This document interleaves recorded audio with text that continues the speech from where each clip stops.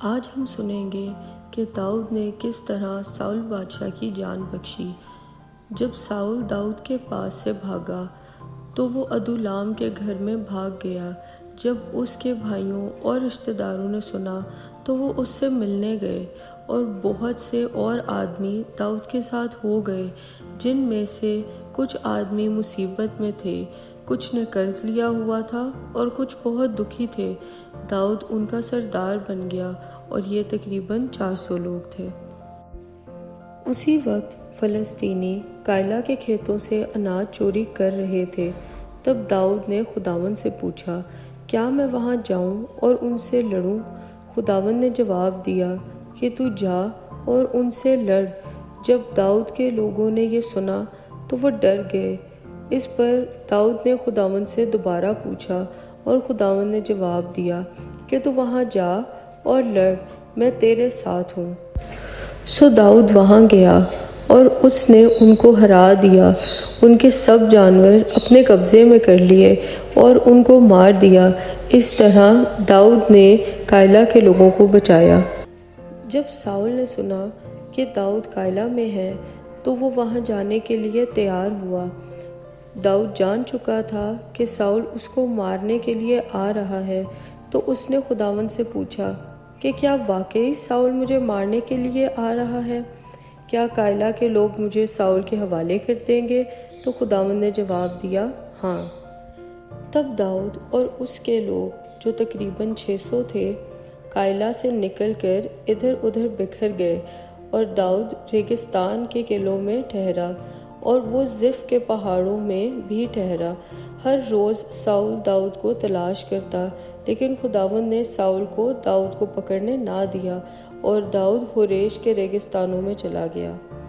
داؤد ڈرا ہوا تھا کیونکہ ساؤل اسے مارنا چاہتا تھا۔ تب ساؤل کا بیٹا یوناتن داؤد سے ملنے ہوریش آیا۔ اس نے اس سے کہا، تو مت ڈر، تو ہرگز میرے باپ کے ہاتھ سے نہیں مرے گا۔ تو بادشاہ ہوگا اور میں دوسرے درجے پر ہوں گا، یہ میرا باپ بھی جانتا ہے۔ اور انہوں نے ایک دوسرے سے عہد کیا، اور داؤد وہاں ہی ٹھہرا اور یوناتن اپنے گھر چلا گیا۔ تب زف کے لوگ ساؤل کے پاس گئے اور انہوں نے اس سے کہا کہ داؤد ہمارے علاقہ میں چھپا ہوا ہے، اس کو تیرے حوالے کرنا ہماری ذمہ داری ہے۔ تب ساؤل نے کہا، خداوند کی طرف سے تم مبارک ہو، تم نے مجھ پر رحم کیا ہے۔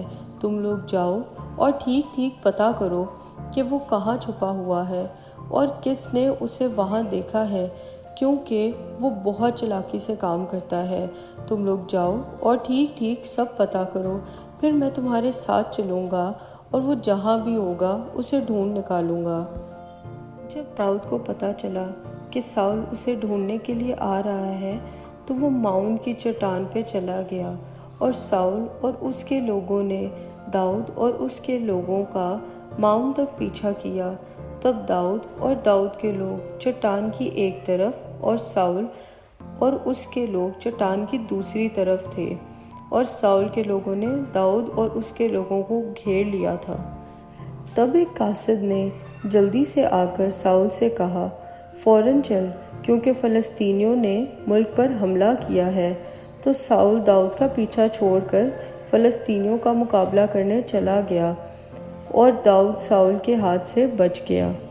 جب ساؤل جنگ سے جیت کے واپس آیا تو اس کو خبر ملی کہ داؤد انگیتی کے علاقہ میں ہے، اور اس نے 3000 اسرائیلی مردوں کو لیا اور اس علاقہ میں گیا۔